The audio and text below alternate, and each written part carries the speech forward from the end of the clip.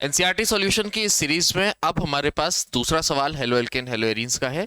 क्या है भाई? इंटेक्स सवाल हम लोग इंटेक्स क्वेश्चन सबसे पहले सॉल्व कर रहे हैं। इंटेक्स क्वेश्चन कौन से होते हैं? जो बुक्स के बीच में क्वेश्चंस मेंशन होते हैं उसको सब लोग सॉल्व कर रहे हैं। उसी कड़ी में दूसरा सवाल आज देखने जा रहे हैं। Why is sulphuric acid not used during the reaction of alcohols with KI? तो हम लोगों ने अभी तक भाई सवाल पर पहुंचा है जो भी स्टूडेंट, इसका मतलब अब तक उसने पढ़ा होगा कि किस तरीके से रिएक्शंस होती हैं। तो अल्कोहल्स है ना, अल्कोहल्स है और किसके साथ रिएक्शन हो रही है? केआई के साथ। कह रहा है कि अल्कोहल्स के साथ जब हम लोग केआई की रिएक्शन कराते हैं उस वक्त हम लोग सल्फ्यूरिक एसिड को एज अ सॉल्वेंट मटेरियल क्यों नहीं यूज करते हैं, देख लेते हैं भाई। सबसे पहले थोड़ी देर के लिए इसको इग्नोर करते हैं और बात करते हैं कि अगर अल्कोहल्स और केआई के बीच में रिएक्शन हो रही हो तो कैसे होगी।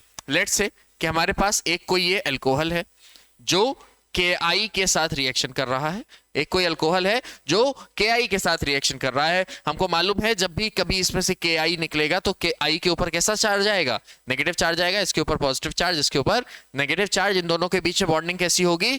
आयनिक बॉन्डिंग होगी। ठीक बात है। और यही आई एज अ न्यूक्लियोफाइल यहां पर जाएगा, इस OH को रिप्लेस करेगा और इसकी जगह पर कनेक्ट हो जाएगा। इसका मतलब इसको क्या बनाना चाहिए था? Ri plus KOH, potassium hydroxide, ये बनाना चाहिए था। This is the expected reaction, expected reaction. But जैसे ही हमने कौन यूज किया? सल्फ्यूरिक एसिड यूज किया। किसकी तरह? सॉल्वेंट की तरह, है ना। But as we used H2SO4 as solvent, solvent की तरह जैसे ही हमने H2SO4 यूज किया, हमको मालूम है H2SO4 क्या है? Good oxidising agent. अच्छा क्या है ये अच्छा ऑक्सीडाइजिंग एजेंट है। ठीक है सर, ऑक्सीडाइजिंग एजेंट है तो क्या हुआ?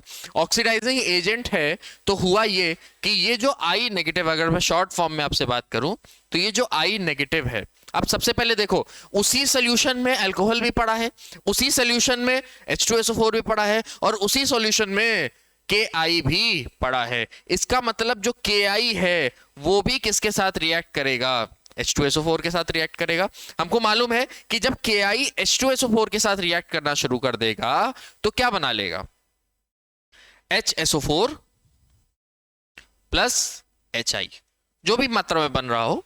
ठीक है, और बैलेंस करने जाएंगे तो बैलेंस हो जाएगी, पर अभी अपना मुद्दा बैलेंस करने का नहीं है, समझने का है। तो इसने क्या बना दिया? HI। और ये जैसे ही HI बना, ये HI भी तो उसी भाई रिएक्शन तो किसी एक बीकर में हो रही होगी, इसी रिएक्शन बीकर में ही, इसी बीकर में सभी तरह के सॉल्यूशंस होंगे, तो डेफिनेटली ये HI भी इसी बीकर में बन रहा होगा। क्या HI भी H2SO4 के साथ रिएक्शन कर सकता है? हाँ सर, HI भी H2SO4 के साथ रिएक्शन करेगा और जैसे ही HI H2SO4 के साथ रिएक्शन करना शुरू करेगा वो क्या क्या बना लेगा? I2 बना लेगा, H2O बना लेगा और SO2 गैस बना लेगा। ठीक है, मतलब पानी बना लेगा, SO2 गैस बना देगा और I2 बना देगा। और उसने जैसे ही I2 बनाया, इट मींस रिएक्शन तो वहीं रुक गई, क्योंकि रिएक्शन तो किसके साथ होनी थी? आयोडीन आयन के साथ, कैटायन के साथ रिएक्शन होनी थी और उसने क्या बना दिया? मॉलिक्यूल बना दिया। क्या इसमें रिएक्शन बिल्कुल नहीं होगी? होगी। जितने टाइम पर, जिस समय पर, बहुत ध्यान से सोचो, जिस टाइम पर KI H2SO4 के साथ रिएक्शन कर रहा होगा, HI बना रहा होगा, उसी टाइम पर HI जो बना वो H2SO4 के साथ रिएक्शन कर रहा होगा। और जब ये दोनों मीन टाइम रिएक्शन कर रहे हैं उसी टाइम पर ये अल्कोहल भी KI के साथ रिएक्शन करके बना रहा होगा।